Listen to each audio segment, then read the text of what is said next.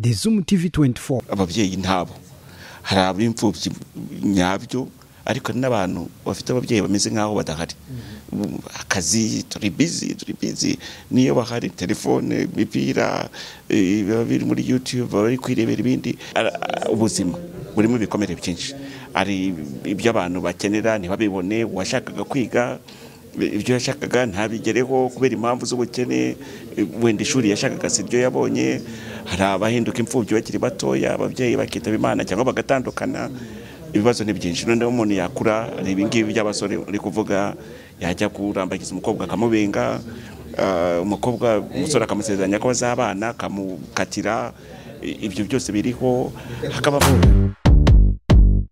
Hanyuma murakoze kwemera kuganira n'itangazamakuru Pasiteri, wenda nubwo bamwe dusanzwe tubamenyereye ariko wenda muratangira mwibwira abadukurikiye. Hanyuma tuvuge ngo imyaka 25 irashize jenoside ibaye mu Rwanda, ibibazo byinshi byagiye biba ku Banyarwanda. Uretse na jenoside n'ibindi bibazo by'imibereho y'Abanyarwanda bikunze gutuma Abanyarwanda babura ubuzima bwabo rimwe na rimwe. Twagiye twumva muri no minsi hari ibyihangije umuntu yavuga ko byo kwiyahura, kumva abakobwa biyahuye, abahungu biyahuye, Abanyarwanda muri rusange bakishora mu bikorwa bibi.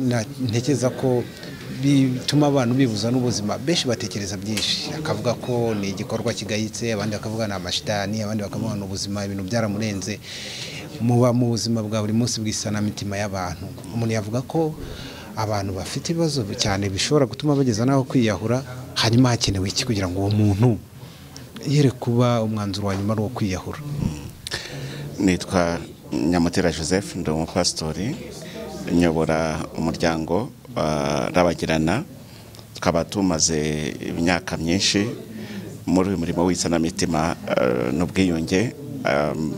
Mu bibazo wabajije muri iyi minsi, iyo tuvuga ku bikomere, abantu benshi ntabwo bamenya ngo turimo turavuga iki, turashaka kugaragaza iki. Ibikomere ni ibintu bishobora gutangirira muntu ataranavuka. Umuntu agakomerekera mu nda, akavukira mu bikomere. Cyane cyane nk'ubu abana bagiye bavuka ugasanga nyina yaragerageje no kumukuramo. Amakuru rero yo kwangwa no gutabwa atangira kare. Noneho umuntu yatangiye kugira ubwenge agasanga iwabo barwana cyangwa nyina na se batumvikana, uwo mwuka umutekano muke utangira kuza muri we. Kandi ku mwana ntabwo kumenya ngo ibi bintu biri kuba arabyumva gute. Abahanga bagaragaza ko iyo ibibazo byananiye ababyeyi, umwana atekereza ko ari we wabiteye. Noneho ufate ubuzima burimo ibikomere byinshi, ari ibyo abantu bakenera ntibabibone. Washakaga kwiga ibyo yashakaga ntabigereho kubera impamvu z'ubukene, wenda ishuri yashakaga siryo yabonye. Hari abahinduka imfubyi bakiri batoya, ababyeyi bakitaba Imana cyangwa bagatandukana. Ibibazo ni byinshi. Noneho umuntu yakura ibi ngibi by'abasore uri kuvuga, yajya kurambagiza umukobwa akamubenga, umusore akamusezeranya ko bazabana akamukatira. Ibyo byose biriho. Hakaba amahesheke mu kazi, abantu bakakubeshyera n'ibindi. Ibyo rero byose tubyongera kuri bya bindi bisanzwe twasigiwe na jenoside yakorewe Abatutsi. Ibyo rero ibintu byumvikana cyane. Abantu barahizwe, wenda umwe ararukoka ariko imiryango yose irashira. Benshi babana nabyo n'uyu munsi. Hari abantu bafite ababo bafunze bagize uruhare muri jenoside. Ibyo nabyo ni ibindi. Hari ibyo ni ibibazo. Ibikomere byo birahari, ahubwo icyo uri kubaza ni uburyo abantu babyitwaramo. Kuko ibintu biri kugenda bihinduka n'ibi ngibi. Kuki abantu bafite uwo mubabaro, bafite agahinda, bafite ihungabana, kuki ubona ibi yinshi ari ukujya mu biyobyabwenge, kujya mu bakajya kwiyandarika, bakajya mu tubari bakabyina cyangwa bakiyahura. Ibyo rero bigaragaza ko mu bintu byafashaga abantu kugira ngo boroherwe byagiye bigabanuka. Kuko hambere umuntu yajyaga yoroherwa ni mu muryango. Umuryango usa naho wasenyutse kubera ko abenshi buriya ababyeyi ntabo. Hari ab'imfubyi nyabyo ariko n'abantu bafite ababyeyi bameze nkaho badahari. Akazi turi busy niyo bahari telefone bipira biri muri YouTube bari kwirebera ibindi, ku buryo aba bana bakurira mu ngo zitavuga, zitagaragaza ibibazo. Ibi bikomere rero uyu muntu ageze no mu nsengero handi abantu basengera akenshi usanga bavuga ngo turajya mu ijuru turishima turabyina ngo Bibiliya ivuga ngo mwishime iteka ariko akaboneka ibihe bikeya cyane bituma wa muntu abona uko asohora ibyo bintu rero bidasohoka biragenda bikaba byinshi iyo byabaye byinshi rero nibwo umuntu aturika urabona ngo iyo ufashe balloon y'iperizo ukagipuriza kikagira umwuka mwe iyo ushyizemo agashenge niko akundi gusohora iyo umuntu avuga iyo umuntu aganira iyo umuntu abona amenera ibyo rero nibyo biki niyo mpamvu bigira igihe bikabastinga kubastinga n'igihe umuntu yamaze kurenga byose itabi n'icyakunda inzoga nyinshi wapi noneho yabona ko nta kindi gisigaye agira ahantu yizinukwa nawe ubwe akabona ko nta kindi gisubizo uretse kwiyahura ikibazo dufite ni iki nahangaha kagashinge dushyiramo kugira ngo cya gipirizo gisohore ibyo rero nibyo tugomba kureba byaragabanutse cyane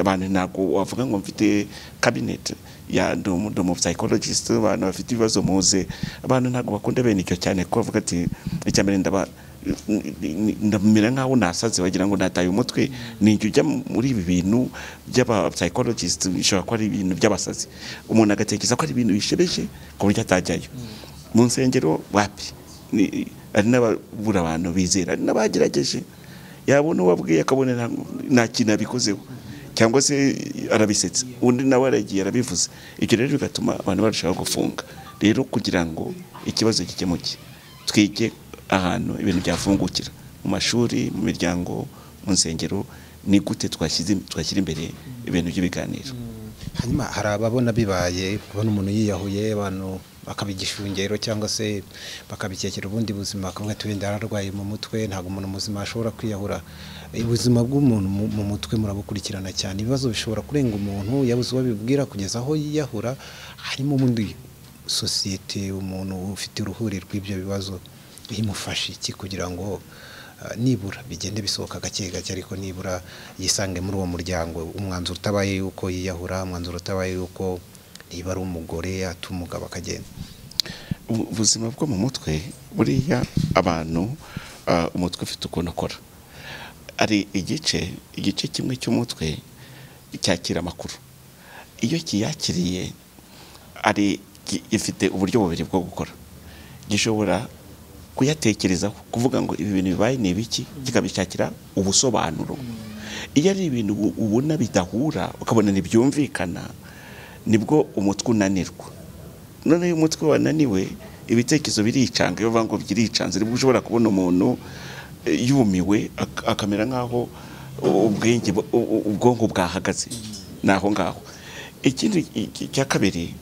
ibyo umuntu yakiriye cyane cyane yari ibintu biteye ubwoba cyangwa bibabaje ari igihe ubwonko bubisunikira mu marangamutima none amarangamutima ntashobora kurenga umuntu ugasanga umuntu arababaye ibyo bita abarundi baba ngo yatuntuye ni ukubabara wa mubabaro ujya guturitsa umutima ibyo nabyo ni ikindi gice ubwonko bushobora gukora ibyo aho hantu hombi niyo twavuze iyo ibintu bitasohotse iyo umuntu yananiwe kwisobanurira ni ukuvuga ngo nafashe iki giteranye n'iki ngasanga ibintu bifite ishingiro wenda urugero umuntu yarayizeye nk'umuntu w'umubyeyi mukuru yamwakiriye umwana muto yaramurira yarangiza akajya kumusambanya akamufatira ubwato akamusambanya uyu mwana ufataga umuntu nk'umubyeyi kugira ngo abyisobanurire biramugoye none arakuze ageze mu myaka 15 18 icyo gihe rero ibyo bintu arwana nabyo none yareba nimba ivuga aha birasenya urugo rw'abandi nimba ivugira aha bishobora kwamamara bikateza ibibazo nanjye ubwanjye nabambuze icyerekezo iyo umuntu rero yibuze ibyo bita kwibura burya batangiye gupfa no kuvuga ngo sindiho nubwo ngenda nubwo ndya niki ariko sindiho munagera ubwo yiyanga ubwe akigira nyirabayazana no kuvuga ngo amakosa yose ayishyiraho none akumva atari wo gukundwa atari wo kwemerwa atari wo kujya mu bandi bantu none we yanja nareba mu bantu akabibonamo uvuga ngo ko bari kundeba cyane bari kundemba bo cya kibazo nibwo umuntu atangira kwiretira akifunga akazagira igihe atwara ubuzima kugira ngo umuntu yiyagure ntabwo ari ibintu umuntu atekerezaho cyane hari urugendo umuntu agenda rwo kugenda apfa mu marangamutima ubwonko bugahagarara ubuzima n'abandi, agenda yikura mu bandi kugeza ubwo agenda yiyahura. Rero hanze mu bihugu byateye imbere bagira ibintu by'amatelefone, bakavuga bati nubona ugeze bene aha ushobora guhamagara iyi nimero twagufasha. Bakaba hari abantu banabyigiye bashobora gufasha umuntu bahugurwa no muri ibyo. Ntekereza ko igihe tugezemo nigiye mwarimu ku ishuri, abapastori n'abakora mu nsengero, abantu bakora mu bintu bihuza abantu benshi bagomba noneho aho bigeze guhugurwa uburyo bwo kubona, gutahura no kumenya icyo gukora kugira ngo dutangire abantu benshi. Ariko mbere yuko bigera naho ngaho hanyuma ni byiza ko dufungura imico yacu, tugatoza abantu kuvuga kandi tukegera abantu abo tubona afite ikibazo, tukamwegera tukamubaza bite amakuru, niba hari icyo wumva twasangira, niteguye kubana nawe mu rugendo kandi nkagufasha. Ibyo rero abantu bose bakabishyiramo imbaraga. Hanyuma tugana ku musozo w'ikiganiro cyacu, Ruhamwa nyiri kugira igihungabana, nyiri kugira ibyo bibazo byinshi bimupakiyemo, yumva byenda no kumusaza, we muri urwo rugendo rwo kugira ubwe akire, warasabwe iki? Ntekereza ko nawe yari uruhare rwaba rutoya cyangwa runini, nawe asabwa iki kugira ngo nawe muri uko gukira, nubwo sosiyete yamufasha ariko nawe abigiremo uruhare? Urumva ubuzima uko buteye, hari ibyo umuntu ashobora kugambirira akavuga ati ndumva aho bigeze ngiye gufata umwanzuro wo kujya gushaka ubufasha. Icyo gice iyo kibaye ibyo ni byiza, ariko kugira ngo bibe nuko umuntu aba abona ko najya gushaka ubufasha ari bububone, nibyo bihagurutse umuntu. Ariko ari aho bigera nibikunde. Umuntu iyo maze kumva ko naho yagira ati ibyo ibimurimo nta wabyumva, hari igihe uvuga nta n'umuntu wakumva ibyo ari byo, kuko nawe ubwe yananiwe kubyisobanurira, nta muntu wabyumva. Noneho akaboneka n'ibindi bimuhamiriza ko icyo kintu, kuko ari n'abandi umuntu agira n'ubuhamya akavuga ati kanaka se ko yagiye kwa kanaka ko yabisanze mu itangazamakuru, uyu se ko yagerageje gushaka ubufasha ko nta muntu wigeze anamwitaho, noneho umuntu akagenda afunga. Reka rero tuvuge ko ibyiza nyir'ubwite mbere yuko ajya gufata umwanzuro nk'uwo, niyo umuntu yagenda abwira Imana ari wenyine, ni itangiriro ryo gukira. Noneho ibyo turabishishikariza umuntu mbere yuko ufata umwanzuro nk'uwo. Yewe abantu bose ziko ari babi ku buryo wavuga ngo nta muntu uzabyumva, kandi niyo atabyumva kuvuga byonyine biroroshya ikibazo cy'umutima. Ntekereza ko urwo ruhare ari urwa mbere. Ariko nanone society education, kwigisha nabwo ni ngombwa. Kuri ibyo twavugaga mindset, imico yamaze gufata imbaraga, ntabwo tuvuga imico yose, ariko uyu muco wo kuvuga ngo iyo umuntu ahisha ibye niko kuba intwari, ibyo bintu bigomba kuvuguruzwa. Kandi mu kuvuguruzwa bigomba kuvugwa hose. Mu itangazamakuru bashishikariza abantu gusohora ibyo barimo kuvuga, mu madini, mu mashuri abantu babyigishwe. Birasaba ko abantu bose bashyira imbaraga ya education na sensibilisation, kuvuga ngo niwumva vuga, sohora ibikurimo, kandi niba ubuze umuntu bibwira, senga, bwira Imana, kandi Imana ndakumva uko bisohoka niko koroherwa. Si ngombwa ko abantu bagira icyo babikoraho, kubisohora byonyine nicyo cya mbere, ni naryo tangiriro ryo gukira. Turashimye cyane Pastor ku mwanya muduhaye, kandi twizere ko n'undi munsi wenda tuzabakenera mu biganiro, nabwo umwanya wanyu muzawuduha mu gihe muzamubonetse. Murakoze cyane. Nawe utarakanda subscribe, kanda ku kamenyetso k'umutuku kanditseho subscribe kugira ngo uzajye ubona n'izindi video zitandukanye utasanga ahandi. Turabakunda.